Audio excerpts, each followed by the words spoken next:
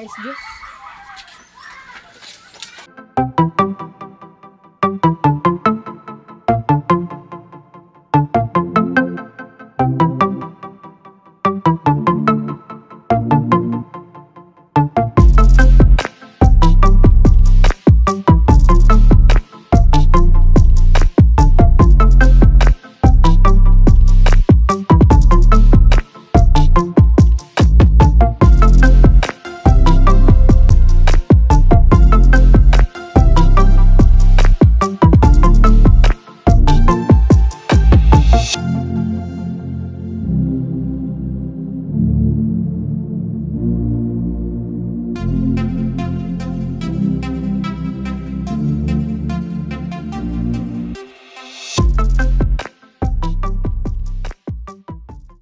Hi mga langga! Welcome back to our channel, The Florence. Dumating nga si Dada sa bahay na dala-dala yung box. Ito pala yung box na in-order ko na ang laman ay halaman. Yes mga langga, dahil nga ang hilig ko sa halaman, may nakita akong nagla-live sa Facebook.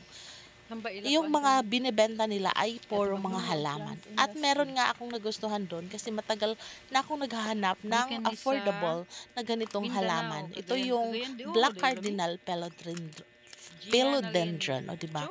Na nabulol na. So, sinubukan kong mag-order. Sa umpisa ay medyo nagalit si Dada kasi nga sa hirap ng panahon, nag-o-order pa talaga ako ng mga ganitong klase. Pero sa di katagalan naman ay sinuportahan naman niya ako kasi nga isa lang naman to sa nagbibigay sa akin ng kasiyahan. O diba, siya pa ang nagbayad dito mga langga, 600 pesos. So dumating na nga siya. So excited na akong buksan ang aking parcel. Abot nagkagayan, nag-order. Syaro.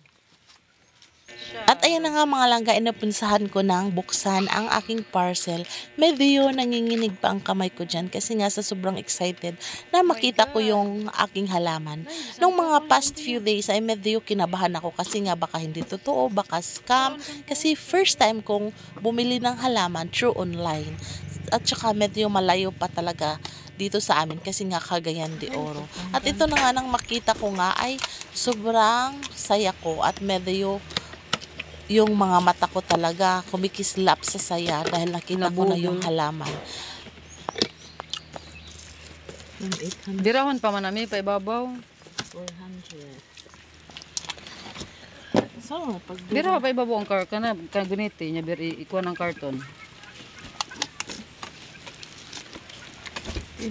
dito nga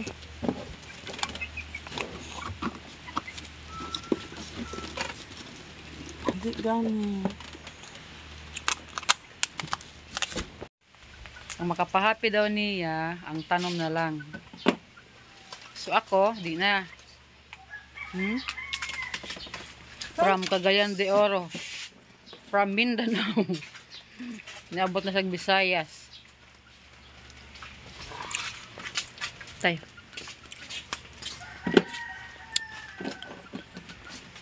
Ayun, anak. Sama ni mo. Ay, ako yung ikon ko na sa aquarium. Ha? Ako ikon sa aquarium. Mura mo nabali. Ako bali, Jud.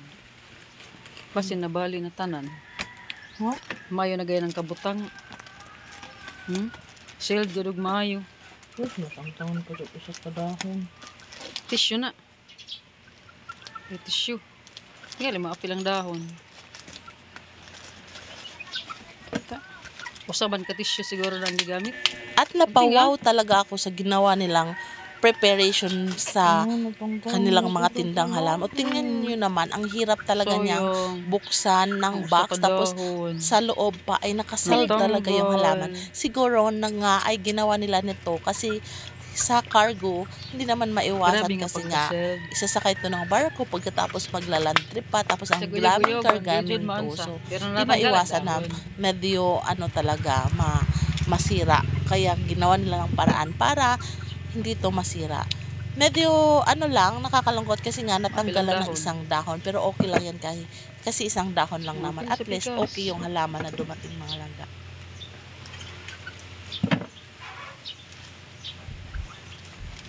At least isa ka dahon mo.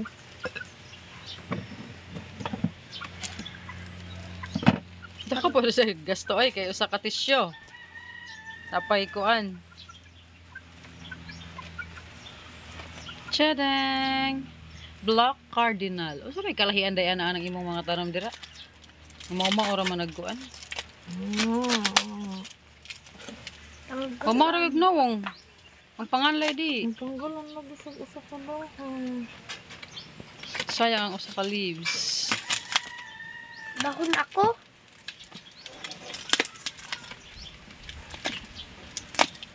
Por.